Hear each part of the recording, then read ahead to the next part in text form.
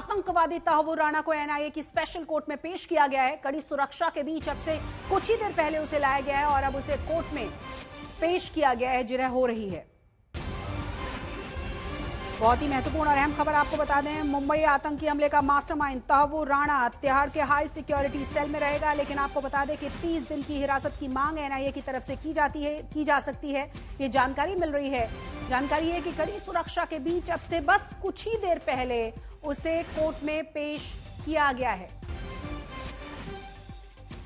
तस्वीरें कुछ देर पहले की हम आपको दिखा रहे हैं। जिरह शुरू हो चुकी है। कड़ी सुरक्षा के बीच में उसे यहां लाया गया है।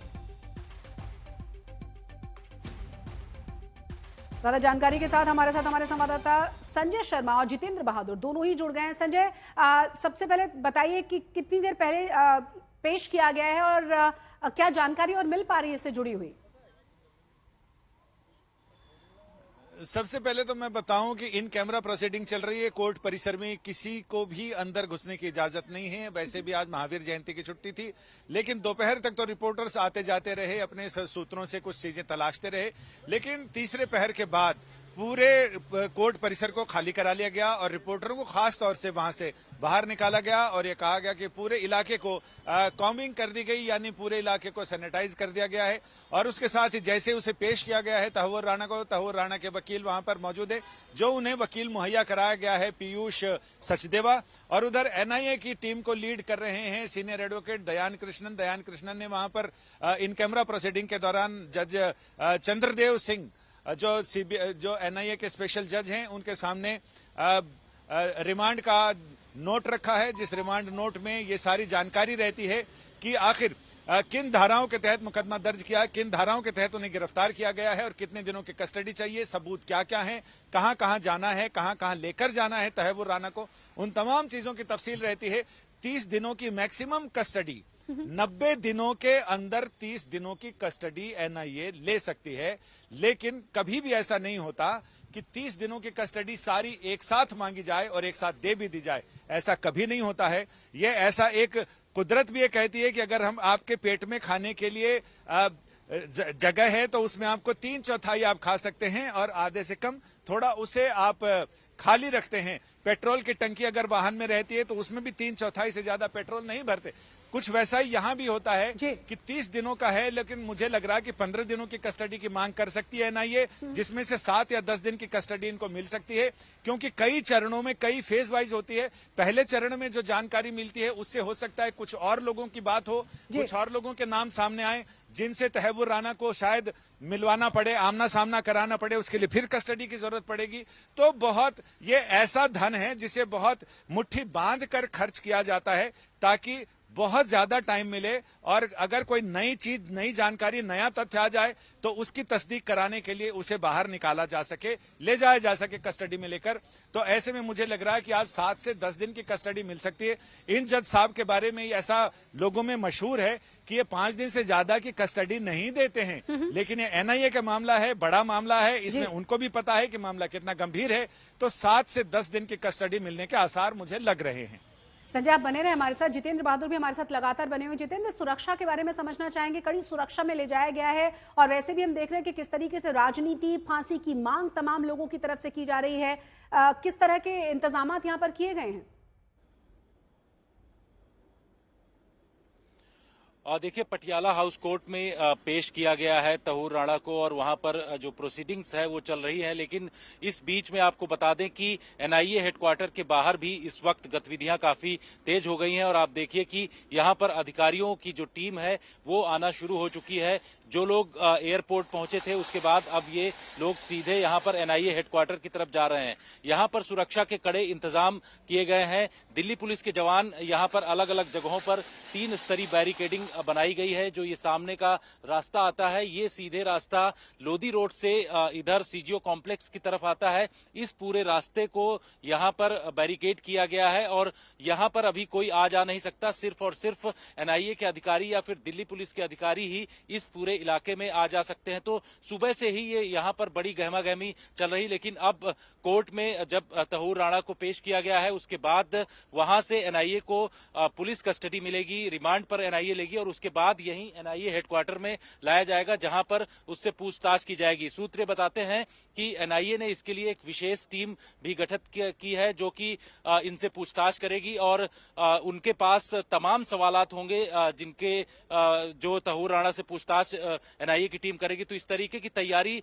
यहां पर की गई है और पूरा मॉनिटर किया जाएगा। जब यहां पर तहूर राणा पहुंचेगा तो ये कहा जा रहा है कि सीनियर जो एनआईए के अधिकारी हैं वो तमाम लोग मौजूद रहेंगे और उसके बाद उससे एक पूछताछ करने का सिलसिला कल से शुरू होगा। लेकिन आज यहां पर एनआईए की जो टीम है वो कस्टडी लेकर के उसको एनआईए हेडक्वार्टर में आज रात में रखेगी। इस तरीके की जानकारी यहां से मिल रही है। जी बिल्कुल, हम तस्वीरें देख रहे हैं, पीछे बैरिकेड्स एंड सुरक्षा के खास इंतजाम नजर आ रहे हैं। संजय, इसी बीच समझना ये चाहेंगे कि जो प्रोसीडिंग चल रही है, क्योंकि कहा जा रहा है कि जिरह अभी शुरू हुई है, तमाम खास इंतजाम किए गए हैं, इस पर राजनीति लगातार हम देख रहे हैं किस तरह से हो रही है। बहुत बड़ी सफलता भारत की ये मानी जा रही है। अब सवाल ये कि इस तरह की जो जिरह है वो लगभग कितने समय तक चलती है? आपके सोर्सेज क्या कह रहे हैं, आपका एक्सपीरियंस क्या कहता है? मुझे लग रहा है कि आधे से पौने घंटे के अंदर सारी चीजें निपट जानी चाहिए, क्योंकि पहली शुरुआत ही उसमें बहस करने को कुछ नहीं होता है। जो खाना पूरी रहती है जिसमें मेडिकल जांच की रिपोर्ट दी गई होगी, कोर्ट चाहे तो तहव्वुर राणा से पूछ सकती है कि रास्ते में आपको किसी तरह की कोई दिक्कत या कुछ आपको कहना है अदालत को, तो वो कह सकते हैं।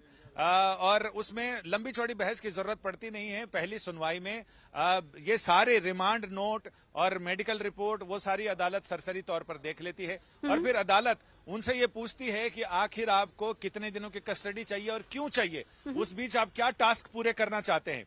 और जब एनआईए की तरफ से कहा जाएगा कि ये टास्क है, हमें सारी चीजें करनी है, इतनी जगह लेकर जाना है, इतने लोगों से मिलवाना है, इतने सारे सबूतों की तस्दीक करनी है, इतने हमारे पास एविडेंसेज हैं जिसको हमने इनसे तस्दीक करानी है, जिसने आमना सामना कराना है, क्या करना है और क्राइम सीन पर लेकर जाना है, किन किन लोगों से मिले, कॉल डिटेल्स हैं जिनके बारे में हमें दरियाफ्त करनी है, तो वो तमाम चीजें वो बताएंगे और उसमें जितना समय लगता है उतना लगता है। तो जैसे ही उनको पेश किया गया, मुझे लगा पौने घंटे के अंदर अंदर ऑर्डर रिजर्व हो जाएगा और उसके बाद थोड़ी देर में अदालत ये बता देगी कि कितने दिनों की कस्टडी में तहव्वुर राणा को भेजा गया है एनआईए की कस्टडी में। तो हालांकि ऑर्डर बिल्कुल ऑर्डर सुनवाई पूरी करने के लेकर और ऑर्डर प्रोनाउंस किए जाने के बीच 1 घंटा हो सकता है कि कोर्ट को लग जाए या उससे थोड़ा ज्यादा समय भी लग सकता है, क्योंकि उन तमाम चीजों को सामने रखा जाता है जिससे कि अगर ये कहीं दूसरी ऊंची अदालत में उसको चैलेंज भी करने जाए तो उसमें ऐसा गुंजाइश रहे। तो मुझे लग रहा है कि 1 घंटे के अंदर सारी चीजें हो जानी चाहिए, मतलब ऑर्डर रिजर्व हो जाना चाहिए इसमें।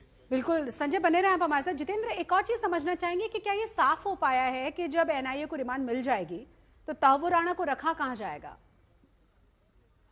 इस दफ्तर में जहां आप मौजूद हैं या फिर जेल भेज दिया जाएगा? अभी तक जो जानकारी मिल रही है जी, और देखिए अभी तक जो जानकारी मिल रही है उसके मुताबिक जो एनआईए है वो पुलिस कस्टडी यानी पुलिस रिमांड तहूर राणा की करेगी, क्योंकि बहुत सारे ऐसे सवालों की फहरिस्त एनआईए के पास इस वक्त मौजूद है जो कि उससे पूछताछ करना चाहती है। इसलिए कोर्ट के सामने वो पुलिस रिमांड की बात करेगी, ऐसी जानकारी सूत्रों के हवाले से मिल रही है। और मुमकिन ये भी है कि करीब 7 से 10 दिन की जो है वो पुलिस रिमांड एनआईए को मिल जाए और उसमें पूछताछ एनआईए की तरफ से किया जाएगा। जानकारी सूत्रों के हवाले से यह भी मिल रही है कि इसके लिए एनआईए के सीनियर अधिकारियों की एक टीम भी गठित कर दी गई है और इस टीम में तमाम जो अधिकारी वहां पर गए थे उनको भी शामिल किया गया है। इसके साथ ही आपको बता दें कि जो अधिकारी यहां पर इस पूरे केस को मॉनिटर करेंगे उनकी भी टीम को यहां पर लगाया जा रहा है। तो एक पूरा सिलसिला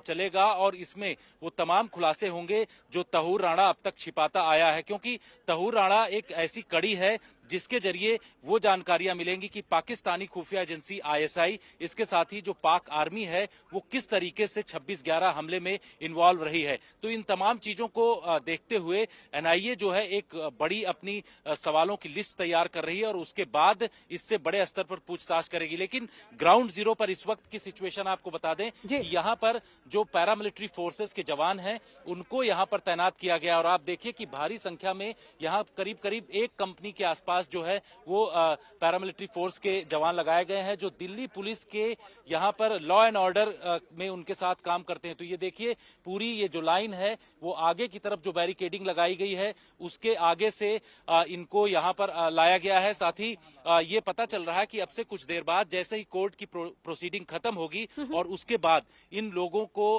जो तहूर राणा को यहाँ दिल्ली के एनआईए हेडक्वार्टर में लाया जाएगा। तो उससे पहले यहाँ पर सुरक्षा का भारी बंदोबस्त इस वक्त किया गया है। और ये तो बीएसएफ के जवान हैं, लेकिन ये दिल्ली पुलिस के साथ कानून व्यवस्था में यहाँ पर जुड़े हुए हैं। किसी भी तरीके की दिक्कत ना हो, सुरक्षा में कोई चूक ना हो, इसलिए ऐसे इंतजाम किए गए हैं। और यहाँ आप देखिए कि ये सीधी तस्वीरें एनआईए हेडक्वार्टर के बाहर की हैं, जहां पर इतनी भारी संख्या में इस वक्त जवानों को तैनात किया गया है। बने रहे आप हमारे साथ। इस वक्त की बड़ी और अहम खबर एक बार फिर से अपने दर्शकों को बता दें कि आतंकवादी तहव्वुर राणा को एनआईए की स्पेशल कोर्ट में पेश कर दिया गया है। ये तस्वीरें देखिए, 3 तस्वीरें हम आपको दिखा रहे हैं। पहले देखिए तहव्वुर राणा ऐसे दिखता था और बीच में इस तरह की तस्वीरें तहव्वुर राणा की देखने को मिली थी। और आज की तस्वीर हम आपको दिखा रहे हैं, तहव्वुर राणा ऐसा दिखता है। 2008 का ये पूरा का पूरा मामला है। मुंबई हमले का मास्टरमाइंड तहव्वुर राणा है। और आपको ये भी बता दें कि बड़ी सफलता भारत की ये मानी जा रही है जब अमेरिका ने भारत को इसे सौंप दिया है। और अब आगे की प्रक्रिया शुरू हो चुकी है, क्योंकि कोर्ट में पेश किया गया है, वहां पर जिरह चल रही है। हमारे दोनों ही संवाददाता लगातार हमारे साथ बने हुए हैं। आपको ये भी बता दें कि दिवेश भी तमाम जानकारी के साथ मुंबई से हमारे साथ जुड़ गए हैं।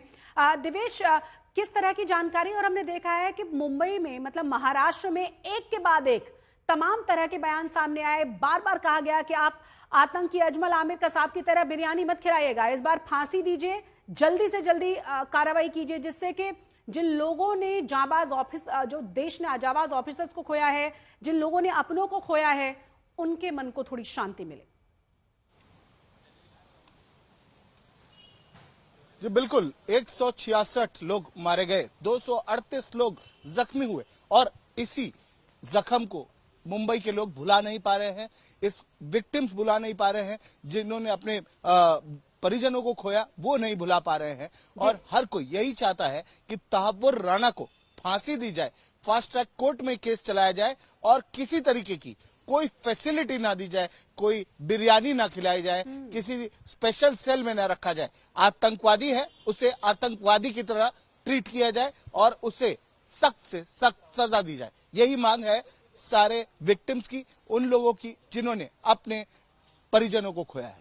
बिल्कुल, ये लगातार बयान भी देखने को मिल रहे हैं और जिस तरीके से एक बार फिर से तमाम चीजें देखने को मिल रही हैं।